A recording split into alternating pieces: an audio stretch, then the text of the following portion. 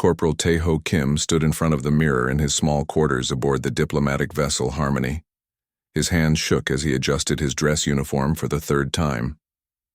Today was the day humanity would meet another intelligent species, for the first time.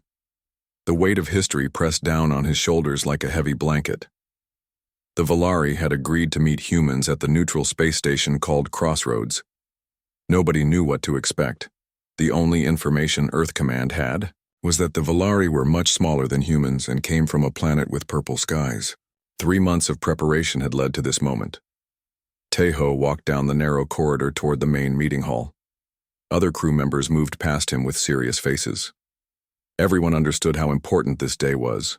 One wrong move could mean war or the end of peaceful contact forever. Captain Dong-hyun Chang waited near the airlock that connected to the space station. His gray hair was perfectly combed, and his medals shined under the bright lights. He had fought in the Mars colony wars 20 years ago, but today his job was to make friends, not enemies. "Remember what we practiced," Captain Chang said to his team. "Speak slowly and clearly. Keep your movements small and gentle. We do not know how they will react to large gestures. The translator devices are new technology, so there might be delays." The airlock opened with a soft hiss. Cool air flowed in from the space station carrying the smell of metal and recycled atmosphere. Tae-ho followed the captain and 5 other diplomats through the connecting tunnel. His heart beat fast inside his chest. Crossroads Station was bigger than any human building. The walls curved high above them and strange lights moved in patterns across the ceiling. Everything looked clean and new. The floor felt smooth under their boots as they walked toward the central meeting chamber. "There they are," whispered Dr. Hyun-soo Lee, the team xenobiologist. She pointed ahead with excitement in her voice. Tae-ho saw them and his mouth fell open. The Valari were tiny. The tallest one barely reached his waist. They looked almost like human children, but with pure white skin that seemed to glow softly. Their eyes were huge and colored deep purple like violets after rain. They wore simple robes that moved like water when they walked. One young Valari stood apart from the others. She was even smaller than the rest and carried a basket filled with beautiful flowers that sparkled like jewels. Her movements were quick and graceful like a dancer. She looked curious about the humans rather than afraid. The lead Valari stepped forward and spoke in a voice like music. The translator device on Tae-ho's collar crackled to life. "We greet you beings of distant Earth. I am Elder Silan, and we welcome you to this place of meeting. We hope for peace between our peoples." Captain Chang bowed deeply. "We thank you for this opportunity. I am Captain Dong-hyun Chang of Earth. We come seeking friendship and understanding." The ceremony began with both species sharing gifts and words of hope. The young Valari girl moved closer to the humans during the speeches. Her basket of flowers was meant to be placed in the center of the meeting space as a symbol of new growth between the species. Everything was going perfectly until Tae-ho made a terrible mistake. He stepped backward to give the Valari more space during a ritual dance. His heavy boot came down directly on the edge of the flower basket. The beautiful sparkly flowers scattered across the smooth floor like broken glass. The room went completely silent. Every human froze in horror. The other Valari looked shocked. Tae-ho felt his face turn red with embarrassment. He had just ruined the most important diplomatic ceremony in human history. The young Valari girl stared at her destroyed flowers. Her large purple eyes filled with what looked like tears. Tae-ho wanted to disappear into the floor. He had probably just started the first interstellar war by stepping on flowers. Then something unexpected happened. The tiny alien girl walked directly up to Tae-ho. She was so small that the top of her head only reached his knee. She looked up at him with those enormous purple eyes. Her small white hand shot out and slapped him on the leg. It was the highest point she could reach. The slap did not hurt at all, but the sound echoed through the quiet room like thunder. Every human held their breath. This was it.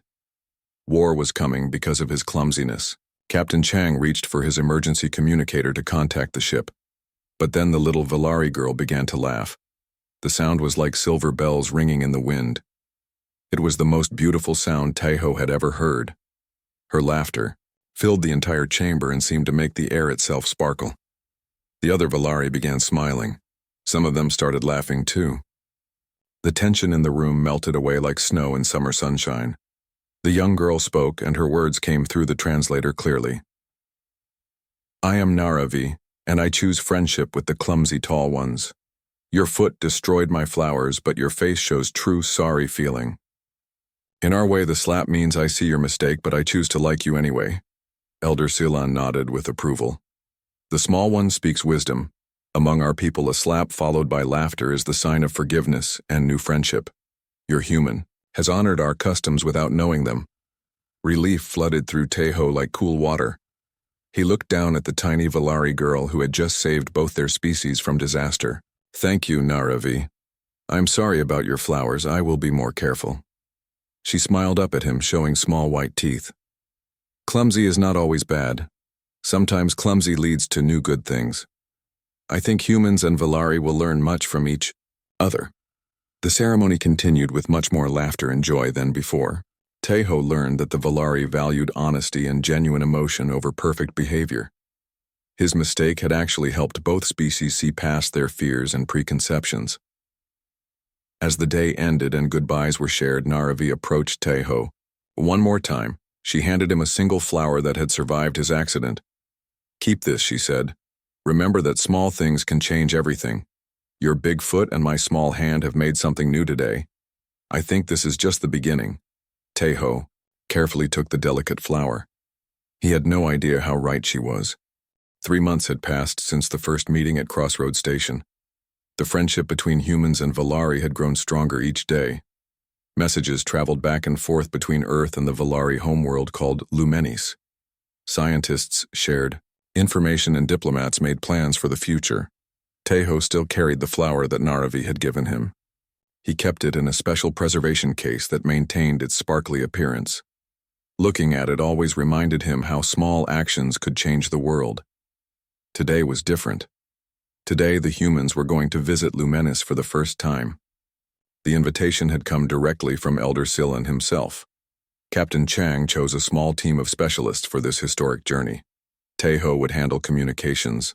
Engineer Bo Ram Park would study their technology. Xenobiologist Hyun-Soo Lee would learn about Valari biology and culture. The journey to Lumenis took 2 weeks through hyperspace. When they finally arrived, Teho pressed his face against the observation window. The planet was beautiful beyond imagination. Purple and pink clouds swirled around a world covered in silver cities that gleamed like jewelry. 3 small moons danced in the sky above them. "Look at those structures," Boram said with wonder in her voice. "They do not look like any architecture I have ever seen. The buildings seem to flow like water, but they are solid as metal." The human shuttle landed at the main spaceport on Lumenis. The gravity was lighter than Earth, so every step felt like floating. The air smelled like flowers and rain. Everything around them hummed with a soft musical sound that seemed to come from the buildings themselves. Naravi waited for them at the landing platform. She wore a blue robe that shimmered with inner light. Her purple eyes sparkled with excitement when she saw Teho step out of the shuttle. "Welcome to our home," she said through the translator.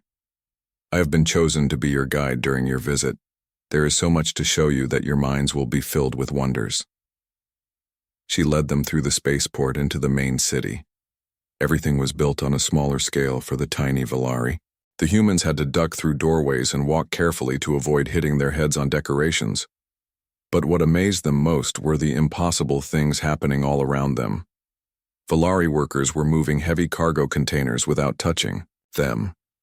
The containers floated through the air following musical commands sung by the workers. Water flowed upward in spirals to fill floating gardens. Light bent and twisted to create moving pictures in the air. "How are they doing these things?" Hyun-Soo whispered to Teho. "This looks like magic, but it has to be technology." Naravi heard the question and smiled. "Would you like to see how our science works? I think you will find it very interesting, but also very strange compared to your methods." She led them to a workshop where young Valari were learning their trade, skills. A teacher stood in front of a group of students who were no bigger than human toddlers. On the table in front of them sat pieces of metal in different shapes. The teacher began to sing in the musical Valari language. The metal pieces started to glow with soft light. Then they began to move and reshape themselves. Within minutes, the random metal scraps had become a perfect working tool with moving parts and delicate details. "Your teacher is singing to the metal," Boram said with disbelief in her voice. "But how does that change its physical structure?" Naravi explained patiently. "All matter vibrates with its own song. We have learned to hear these songs and sing harmony with them. When we sing the right notes, the matter wants to change and become what we ask it to become. Your science pushes and forces things to change. Our science asks nicely and matter agrees to help. The humans spent hours watching these demonstrations. The Valari could manipulate gravity by humming certain tones. They could make plants grow faster by singing to them. They could even make their buildings repair themselves by teaching the materials the right melodies. This is incredible, Hyunsu said.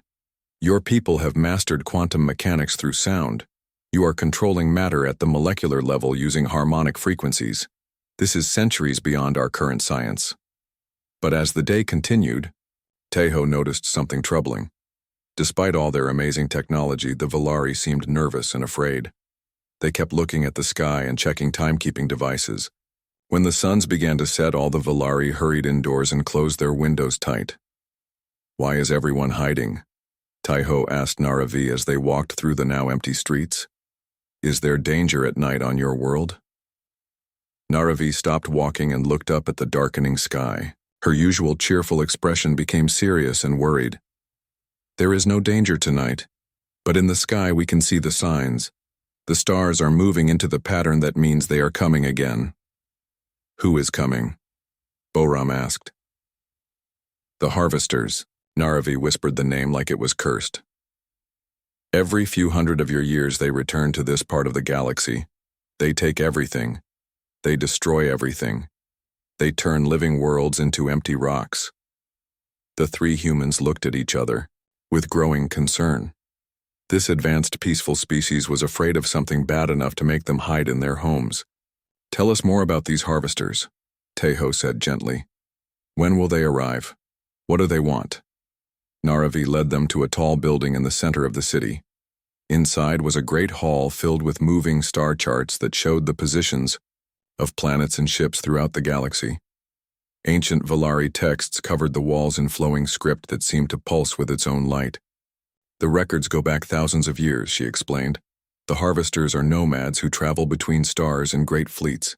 They consume entire worlds for resources and take the populations as slaves.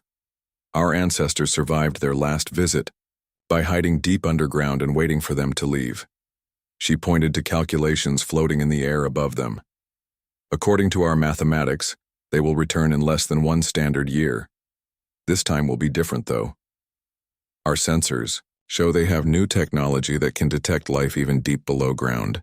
There will be nowhere to hide." The room fell silent except for the soft humming of the Valari computers. Taeho felt a cold feeling in his stomach. These gentle people with their amazing abilities were planning to give up their homeworld without a fight. "What will your people do?" he asked. "Some will try to escape in ships to distant worlds. Most will stay and accept their fate. We are not warriors. We have never learned to fight. Violence goes against everything we believe." Taeho looked at his companions. He could see the same thoughts in their eyes. Humanity had spent thousands of years learning to fight and survive against impossible odds. Maybe it was time to share that knowledge. "Naravi," he said quietly, "would your people be willing to learn new ways if it meant saving your world?" Her purple eyes filled with hope and fear. "What are you thinking, tall friend?" "I am thinking that your people know how to ask matter to change. Maybe it is time to ask it to become weapons." The next morning, Elder Silon called for a great meeting in the Council Chamber of Memories. This was the most sacred place on Lumenis where all important decisions were made. The chamber was carved from a single massive crystal that glowed with soft rainbow colors. Ancient Valari history was written in flowing symbols across every surface. Taeho sat beside Naravi on cushions designed for much smaller bodies. His legs were cramped, but he tried to look respectful.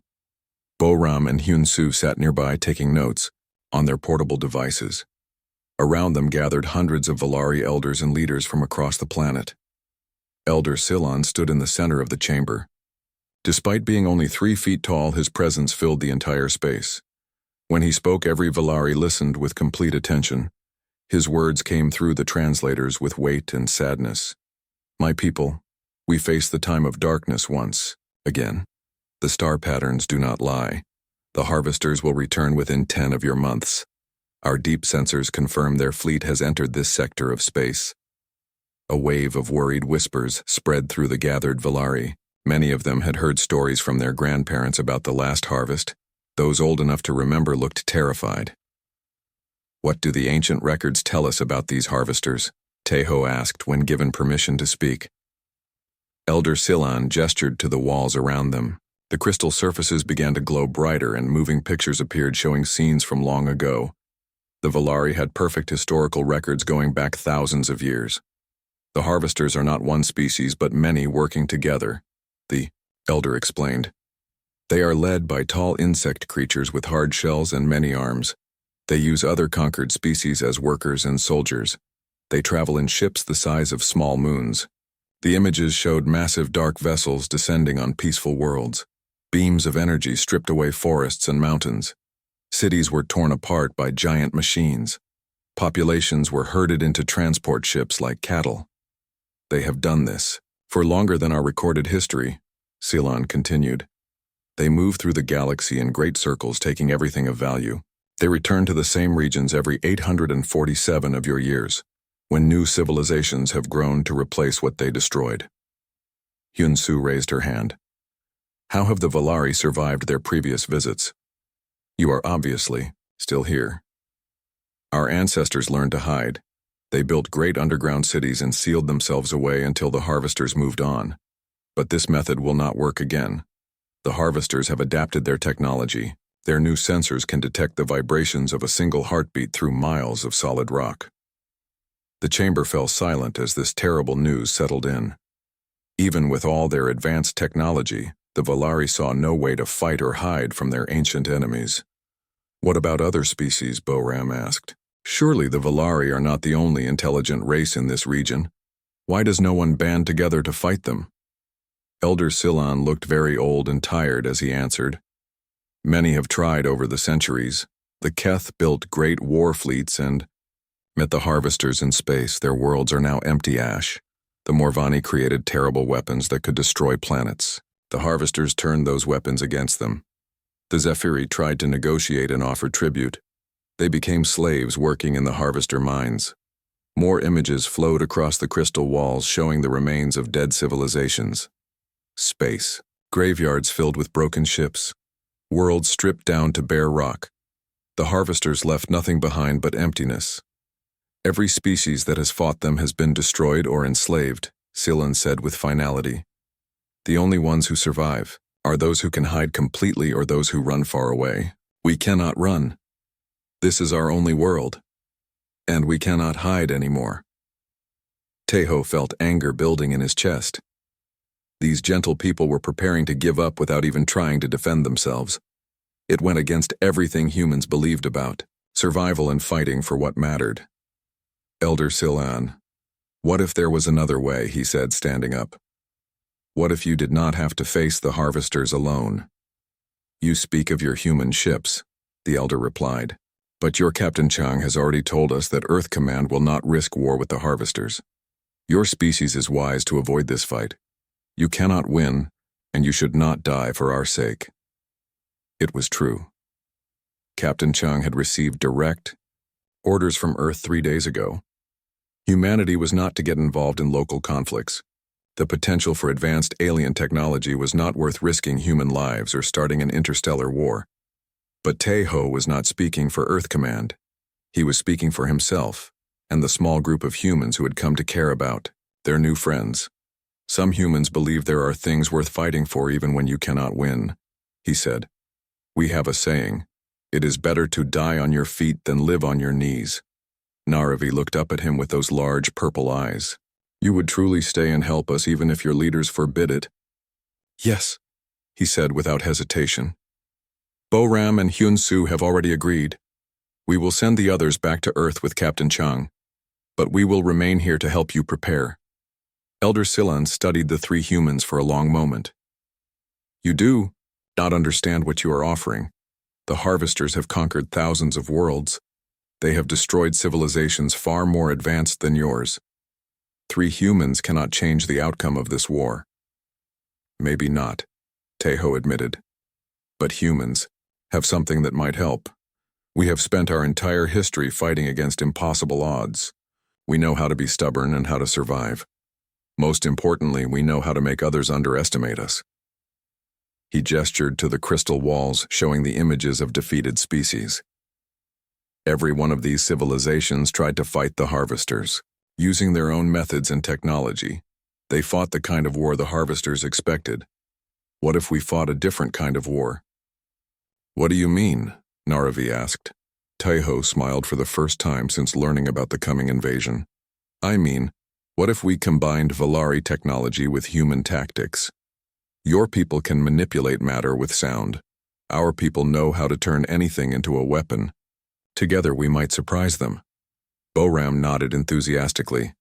The harvesters scan for known technology types, but they have never encountered human engineering before. Our systems might be invisible to their sensors. And our quantum physics is completely different from yours, Hyun-Soo added. If we can blend human and Valari science, we might create something they cannot predict or counter. Elder Silan was quiet for several minutes while he considered their words. Around the chamber, other Valari whispered among themselves. The idea of fighting back was so foreign to them that it was hard to understand. Finally, the elder spoke. You offer hope where we saw only despair. Perhaps it is better to try and fail than to surrender without fighting. But you must understand the cost. When the harvesters come, they will show no mercy to any who oppose them. We understand, Taeho said. But maybe they do not understand us either. Sometimes the smallest person can achieve the greatest victory.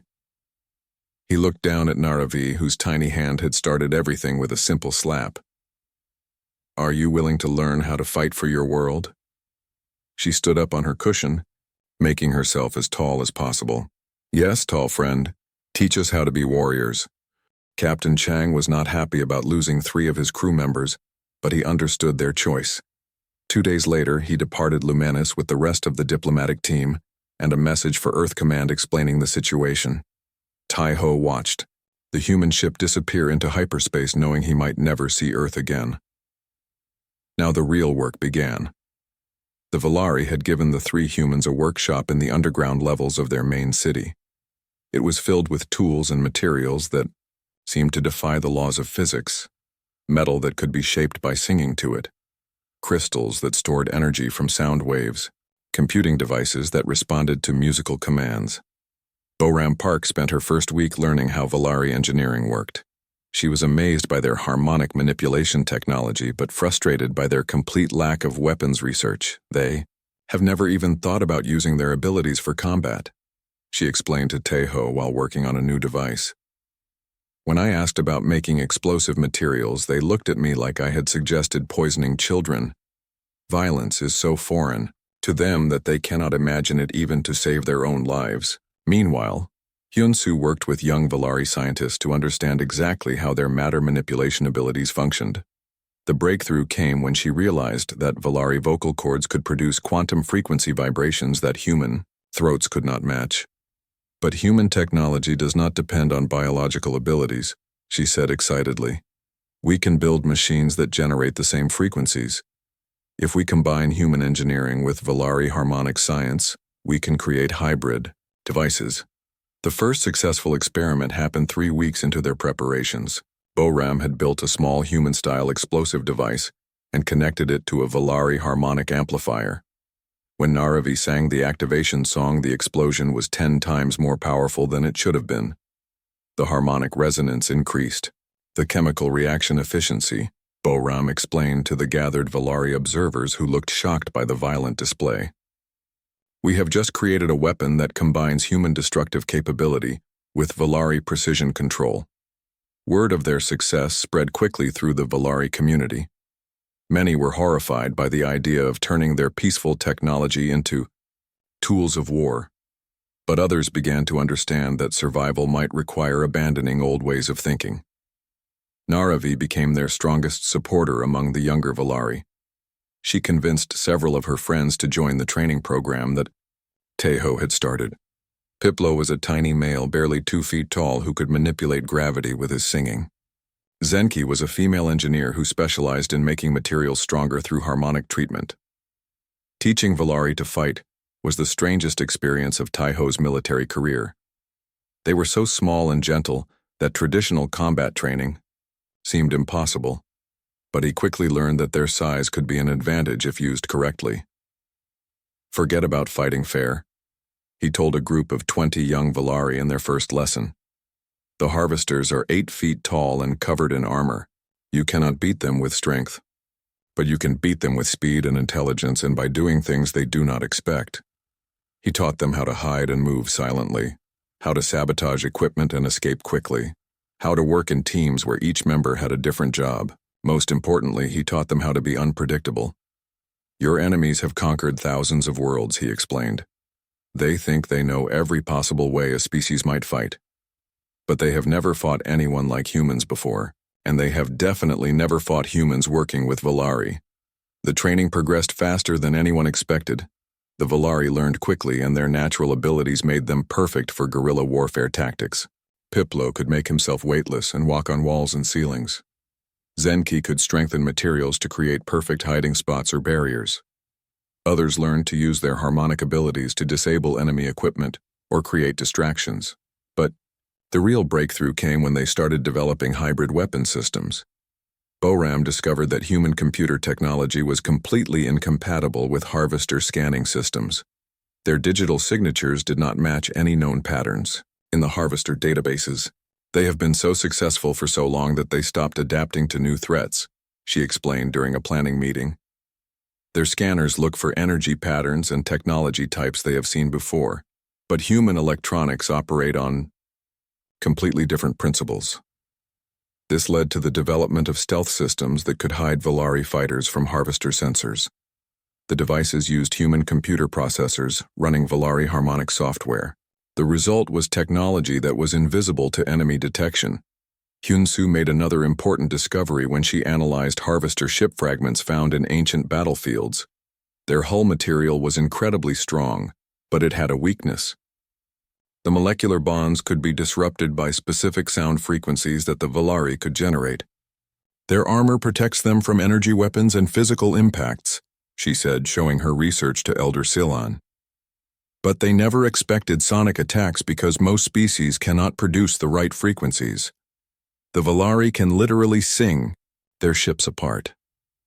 With 6 months remaining before the harvester arrival, the preparations entered a new phase. Underground factories began producing hybrid weapons and equipment. Training centers taught Valari fighters advanced tactics. Communication networks connected resistance cells across the planet. But the most important development was psychological. The Valari were learning to believe they could fight back and win. Naravi summed up this change during a speech to the Planetary Council. For thousands of years we have survived by hiding and running away, she said, standing on a platform so others could see her tiny form. We told ourselves that violence was wrong and that peaceful beings like us could never be warriors. But our human friends have taught us something new. Sometimes violence is the only way to protect peace. Sometimes you must fight to earn the right to be gentle. The Valari approved the resistance plan by a huge majority. Even the most peaceful among them understood that their entire species faced extinction if they did nothing. As the final months of preparation began, Tejo felt cautiously optimistic. They had created weapons that could damage harvester ships.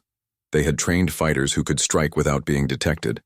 They had built a resistance network that could coordinate attacks across the planet. But he also knew they were still vastly outnumbered and outgunned.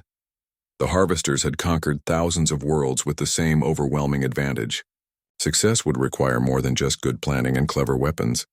It would require the one thing humans specialized in above all other species: It would require refusing to give up even when defeat seemed certain. It would require the stubborn determination to keep fighting no matter what the odds. "Are you really sure we can win this war?" Naravi asked him one evening as they watched the sunset from the roof of their workshop. Tae-ho looked down at his small friend who had become the symbol of Valari resistance. Her purple eyes reflected the dying light of the twin suns. In a few months, those same suns would shine down on the greatest battle in Valari history. "I do not know if we can win," he answered honestly. "But I know we can make them remember us, and sometimes that is enough to change everything." Above them, the first stars appeared in the darkening sky. Somewhere among those distant points of light, a fleet of harvester ships was approaching. Soon they would learn what happened when an unstoppable force met beings who refused to be moved. The harvester fleet arrived on a cold morning when both suns of Lumenis were hidden behind purple clouds. Tae-ho stood in the underground command center watching the sensor displays with growing dread. The enemy ships were enormous beyond anything he had imagined. 37 capital ships, reported Zenki from her station at the monitoring console. Each one is larger than your biggest human cities. Hundreds of smaller vessels surround them like insects around lights. Through the tactical display, Tae-ho could see the true scale of what they faced. The largest harvester ship was 20 miles, long and shaped like a giant spider. Its hull bristled with weapon ports and scanner arrays. Smaller ships moved around it in perfect formations, showing military discipline that had been refined over thousands of years. Elder Silan entered the command center moving as fast as his short legs could carry him. His usually calm expression showed deep worry. The planetary defense grid is detecting massive energy buildups from their main weapons. They will begin ground bombardment within hours. This was not how the plan was supposed to work. The Valari had expected the harvesters to land first and begin harvest operations slowly. Instead, the enemy fleet was preparing to blast the planet from orbit before sending down ground forces. "They have learned from previous resistance attempts," Boram said, studying the enemy formations. "Someone must have fought back recently enough to make them more careful. They are not taking any chances this time." Naravi ran into the command center with her small face flushed from hurrying. She had been coordinating the civilian evacuation to the deepest underground shelters. "The population centers are as protected as we can make them, but those weapons will penetrate even our strongest barriers." Tae-ho felt the crushing weight of responsibility settling on his shoulders. Thousands of Valari had trusted him when he promised they could fight back and win. Now their entire species faced extinction because he had convinced them to resist instead of hiding. But then he remembered something his old sergeant had told him during his first combat mission on Mars. "When the plan fails, you do not give up. You make a new plan. And if that fails, you make another one. You keep making plans until you find one that works or until you die trying. Change of strategy," he announced to the command center. "We cannot fight a defensive battle against that fleet, but we can fight an offensive one." Hyun-soo looked at him with disbelief. "You want to attack them directly. Tae-ho, they have weapons that can destroy continents. Our fighters would be vaporized before getting within 100 miles of those ships." "Not if they cannot see us coming," he replied with growing excitement as the new plan formed in his mind. "Boram, your stealth systems work by hiding our technology from their scanners, right? What if we hide something bigger?" "What do you mean?" she asked. "I mean, what if we hide an entire assault ship? The Valari have transport vessels that could carry 50 fighters. If we coat one with stealth technology and fly it directly into their formation, we could strike at their command ship before they know we are there." The idea was insane. It was also their only chance of survival. Traditional space combat would be suicide against such overwhelming numbers. But a surprise attack using undetectable technology might work precisely because it was so impossible. Elder Silan considered the proposal for exactly 30 seconds before nodding. "We will do it. Prep Master Junho has a cargo hauler that can be converted for this mission. How many fighters can you train for space combat?" "All of them," Naravi said with fierce determination. "Every Valari who can sing the weapon harmonics will volunteer for this mission." The next 6 hours were controlled chaos. Engineers worked frantically to install human stealth systems and Valari harmonic weapons on the cargo ship. Fighters practiced assault tactics in virtual simulations. Supply teams loaded equipment and ammunition. Tejo found himself in command of the most unlikely military unit in galactic history. 30 Valari fighters, each no bigger than a human child but trained in advanced combat techniques. 3 human advisors with more stubbornness than sense. 1 modified cargo ship held together with hope and determination. As they prepared for launch, the Harvester bombardment began. Energy beams lanced down from orbit, turning sections of the planet's surface into molten glass. The underground cities shook from the impacts but held together. Valari engineering was strong enough to withstand even this assault. Launch window in 2 minutes, Boram called from the pilot station. Their sensor sweeps have a gap between rotations. We will have exactly 90 seconds of complete stealth before they detect our engine signature. The cargo ship lifted off from a hidden launch bay deep in the mountains. As they rose through the atmosphere, Tejo got his first direct view of the enemy fleet. The ships looked like floating cities made of black metal and covered in glowing weapons. Fighter craft swarmed between them in numbers too large to count. Stealth systems active, Boram reported. We are invisible to their scanners, but that will not last forever. Once we get within weapons range, they will see our energy signatures. The assault ship drifted silently through space toward the enemy formation. Inside the cargo hold, 30 tiny warriors checked their equipment one final time. Each carried weapons that combined human explosives with Valari harmonic amplifiers. Their armor was lightweight, but enhanced with sonic dampeners that would let them move without making any sound. Target acquired, Zenki announced from the sensor station. The command ship is directly ahead. I am detecting massive power signatures from what appears to be their central control system. Naravi moved to stand beside Tejo at the command console. She looked impossibly small in her combat armor, but her purple eyes burned with fierce resolve. Whatever happens today, your people have given us the greatest gift possible. You taught us how to fight for ourselves. Do not talk like this is goodbye, he said.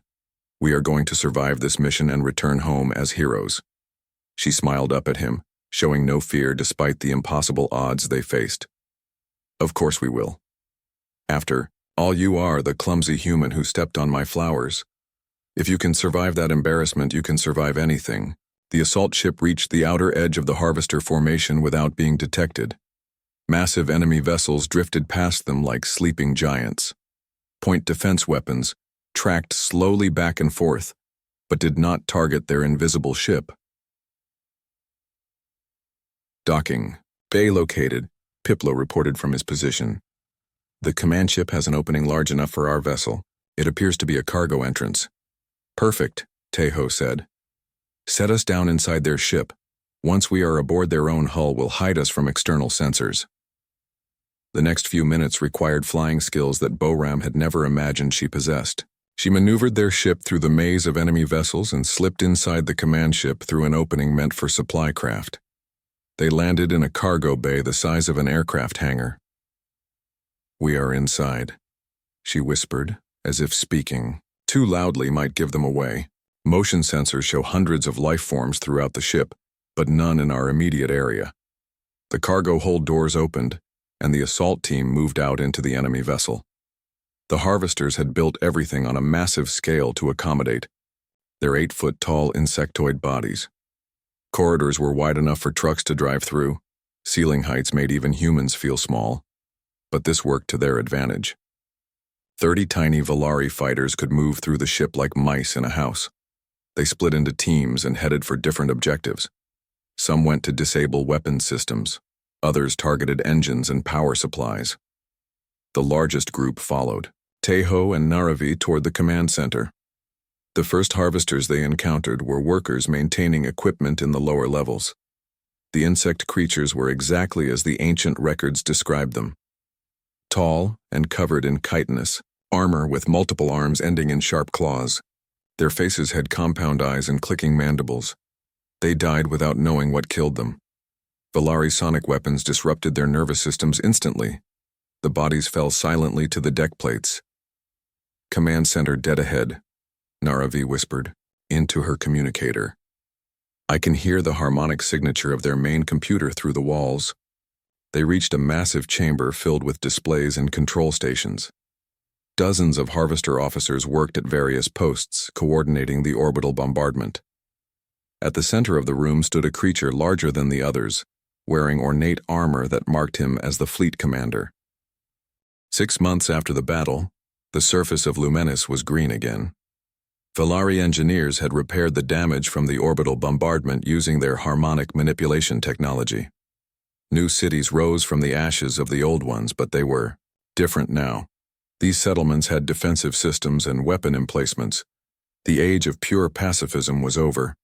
Tejo stood on the observation deck of the newly constructed Embassy of Worlds, watching ships arrive from across the galaxy. Representatives from 17 different species had come to Lumenis after hearing impossible stories about tiny aliens and stubborn humans who had defeated the legendary Harvesters. The victory had not been complete. Most of the Harvester fleet escaped after their command systems were restored. War Prime Quetzon survived and retreated to the Outer Rim territories. But something fundamental had changed in the galactic balance of power. For the first time in recorded history, someone had fought the Harvesters and won. News of the battle spread through quantum communication networks faster than any ship could travel. Species that had hidden in fear for thousands of years began emerging from their shelters. Ancient civilizations that had given up hope of ever fighting back started building weapons again. The morning reports showed 12 more species requesting diplomatic contact, Naravi said as she entered the observation deck. Her tiny form now wore the ceremonial robes of a full ambassador. The title Bridge Builder had been created specifically for her after she became the symbol of interspecies cooperation. She looked different than she had during their first meeting. Her purple eyes still sparkled with curiosity and humor, but they also held depths that came from seeing war and choosing to survive it. The young Valari girl who had slapped Tejo for stepping on her flowers had grown into one of the most important diplomats in galactic history. "Which species are these?" Tejo asked, looking at the data pad she handed him. His own role had evolved as well. Earth Command had promoted him to Special Envoy for Interspecies Relations after Captain Chang returned. With reports of the victory, officially he was humanity's representative to the growing alliance. Unofficially, he was still the clumsy communications officer who had started everything by accident. The Thren from the Spiral Arm Nebulae. They have quantum weapon technology, but their population is only a few million. The Corvin Collective sent 3 different delegations because they cannot agree among themselves about whether to trust us, and the Sylvari want to share their defensive shield systems in exchange for protection against future Harvester raids. Each new species brought unique abilities and technologies to the Alliance. The Thren could manipulate time on a limited scale. The Corvin were hive minds that thought faster than any individual consciousness. The Sylvari generated energy fields that could protect entire planets. But they all shared the same fear that had driven them to seek help. The Harvesters were adapting to the new threat.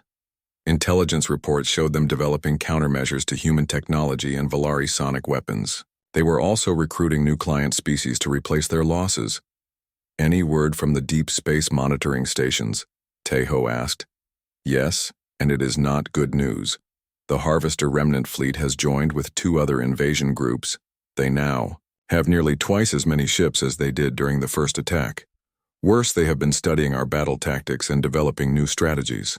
This was expected, but still worrying. The victory at Lumenis had bought time and inspired hope throughout the galaxy, but it had also made humanity and the Valari primary targets for revenge. The next battle would be much harder. Hyun-Soo entered, the observation deck carrying a data crystal that glowed with soft blue light. Her research into combined human and alien technologies had made her one of the most valuable scientists in the Alliance. Every species wanted to learn how to blend their abilities with others. "I have the final analysis of the new shield harmonics," she announced with excitement. "By combining Sylvari energy fields with Thren temporal distortion and Valari matter manipulation, we can create defensive systems that are essentially impenetrable. The mathematics are beautiful." "What about weapons?" Tejo asked. "Defense is good, but we will need to fight back eventually." "Even better news there. The Corvin Collective has learned to network with our computer systems.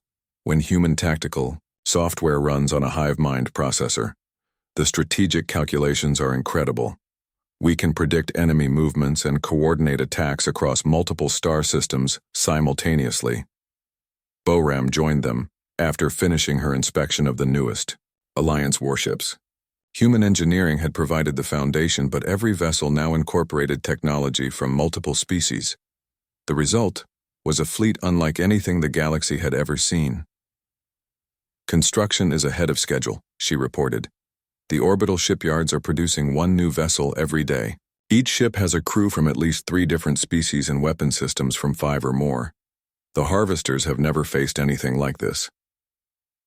Through the observation window, they could see the evidence of this unprecedented cooperation. Sylvari energy beings worked alongside solid matter species to install shield generators. Corvin hive nodes coordinated with individual consciousness pilots to test new navigation systems. Thren temporal engineers helped human mechanics maintain quantum drive systems. The diversity was incredible, but it also created challenges. Each species had different environmental needs, social customs, and communication methods. Misunderstandings were common and sometimes led to serious conflicts. The Zephyri delegation is threatening to leave again. Naravi sighed. They think the defense planning meetings are too aggressive. Their pacifist philosophy makes them uncomfortable with military strategy discussions. This was an ongoing problem. Many species wanted protection from the harvesters, but were reluctant to participate in actual fighting. They had survived for centuries by avoiding conflict and found it difficult to embrace warfare, even for defensive purposes. What about the Morvani? Taiho asked. Are they still pushing for preemptive strikes? Worse. They want to build planet, destroying weapons and use them against harvester home bases. They argue that total war is the only way to ensure victory. The Morvani were the opposite extreme from the pacifist species. Their worlds had been devastated by previous harvester invasions, and they wanted complete revenge. Their technology could indeed destroy entire planets, but using such weapons would make the Alliance no better than their enemies. We need to find a middle path, Taiho said. Strong enough to defend ourselves, but not so aggressive that we become the thing we are fighting against. This was the greatest challenge facing the Alliance. How do you unite dozens of species with completely different values and philosophies to fight a common enemy? Some wanted peace at any cost. Others demanded total war. Most fell somewhere in between but disagreed on where to draw the lines. The answer came from an unexpected source. A young Corvin engineer named Tech 177 had been studying human military history and made a fascinating discovery. Your species has faced this problem many times, the hive node explained during a strategy meeting. Different nations with conflicting interests must work together against common threats. You call these temporary partnerships military alliances. True, but those were all human nations, Taiho pointed out. This is different species with completely different ways of thinking. The principle is the same. Each member contributes what they can and receives protection in return. Aggressive species handle combat operations. Pacifist species provide support services. Technological species develop weapons and defenses.